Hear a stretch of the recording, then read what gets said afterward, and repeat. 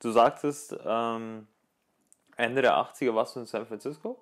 Das war mein erster USA-Aufenthalt. Meine damalige Freundin war Au pair in Philadelphia. Deswegen sind die Eagles mein Team seit 87, 88 und nicht erst seitdem sie das endlich mal diesen ollen Lombardi-Trophy gewonnen haben. Das war vor 2, 3 Jahren sehr, ah ja, natürlich bist du Eagles-Fan. Ich sage, nee, nix Bandwagon. Ja. Ich sage, ich habe noch hier Fog Bowl, Chicago Bears, Philadelphia gegen die Eagles, Randall Cunningham, Ricky Running Waters und solche Sachen habe ich geguckt. Ich habe sehr viele Jahre gelitten und naja, und damals einen Trip an die Westküste gemacht, den Highway Number 1 runter.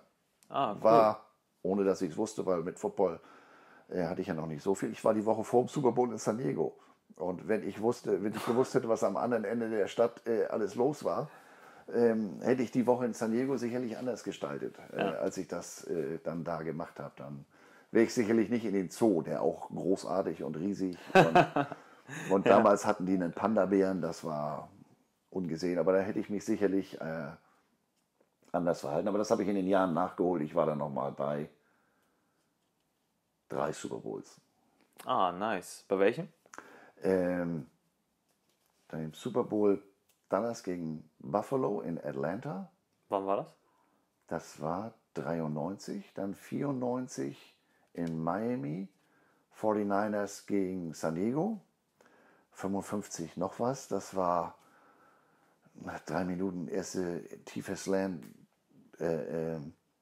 Steve Young auf Jerry Rice und ja, das wird wohl ein Spitzen Super Bowl, weil es gab richtig. Ja. Und dann 2004 wirklich nochmal nach Jacksonville, als die Eagles gegen die Patriots, gegen die Patriots gespielt haben. Das Wochenende werde ich auch nicht vergessen. Ich sage immer, der Super Bowl da ist manipuliert worden, weil die Stadt Jacksonville hätte nicht genug Bier gehabt, hätte Philadelphia gewonnen. Die Leute haben, also kann man wirklich nicht anders sagen, die haben gesoffen. Ja. Wir sind da Freitag hin, wir waren die Woche vorher in Tampa, sind Freitag hoch nach Jacksonville und ich habe sowas noch nicht erlebt, was da gesoffen wurde. Und deswegen habe ich immer gesagt, die haben absichtlich verloren, weil die wussten, wenn Philadelphia das Ding hier gewinnt, dann kommen die hier mit ihrem Miller Lite, Budweiser und was es nicht alles gibt, kommen die nicht hinterher. Das war, und das kann ich auch nur jedem empfehlen, man muss nicht unbedingt für viele 1000 Euro oder Dollar eine Karte haben. Wenn es ein Bowl ist, der in einer halbwegs warmen Gegend ist, fahrt dahin. Also die haben da in Jacksonville die eine Seitenstraße dicht gemacht, da haben sie da 100 Dixie-Klos reingehauen und rechts war die Foodmeile und da ist einfach überall was los. In Atlanta war das was anderes.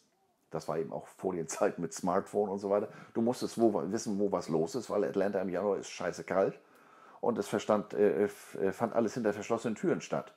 Also du musstest wirklich wissen, wo ist Convention Center oder sowas. Und hier grobe Richtung in Miami oder in Jacksonville und alles war Outdoor, Riesenfeuerwerk und also ist ein Erlebnis. Hört sich sehr, sehr gut an. Habe ich nur vom Fernsehen, also auf der Couch gesehen, das Patriots. Ist auf der anderen Seite aber auch billiger, vor allem wenn dein Team im Super Bowl ist, was ich da in der NFL Experience an Merchandise für Kohle ausgegeben habe. Oh ja, aber kann ich mir vorstellen. Ja, auf jeden Fall war ich da auch traurig, als die Eagles verloren haben. Aber sprechen wir über was anderes.